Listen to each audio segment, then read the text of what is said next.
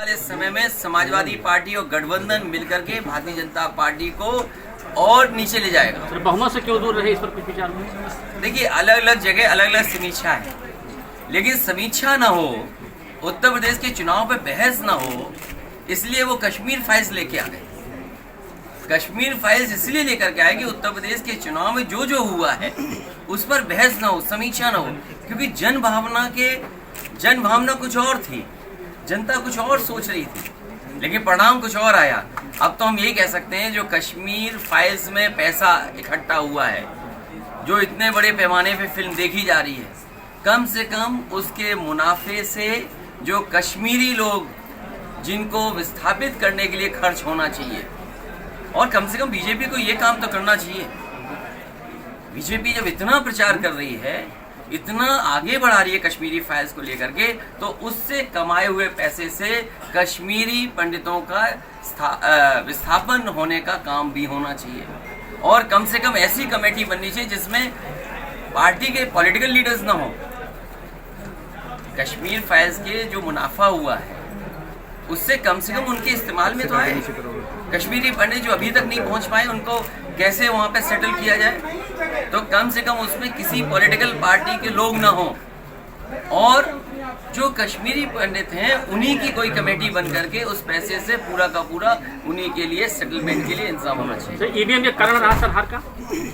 EVM पे बहस इसलिए नहीं करना चाहिए, ये समय नहीं है ईवीएम का, लेकिन जिस तरीके से प्रशासन ने किया है, आप जगह जगह पूछिए। मैं कहूँगा तो कहेंगे कि समाजवादी पार्टी क्योंकि चुनाव लड़ रही थी, आज वो हार गई है इसलिए आरोप लगा रही है, लेकिन बहुत सारी जगह पर काउंटिंग रोक दी गई। मुझे अखबार में पढ़ने का मौका मिला, दैनिक जागरण अखबार में, और आपको भी पढ़ना चाहिए कि जिस अखबार में बनारस साउथ के बारे में लिखा कि 20 राउंड तक किशन दीक्षित जीत रहे थे, 22 राउंड के बाद उनकी जीत का फासला कम होने लगा और 25वें राउंड में 10,000 से हार गए। ये कौन यकीन मान लेगा इन बातों को? अगर कोई प्रत्याशी 20 राउंड तक जीत रहा हो, 22 में कम हो रही हो उसकी जीत का फासला, और 25 में 10,000 वोट से जीत गया हो, ये तो अखबार लिख रहा है, और वो भी दैनिक जागरण लिख रहा है। 3-3 घंटे काउंटिंग रोकी गई, और मैंने तो पहले ही कहा था कि काउंटिंग स्लो की जाएगी।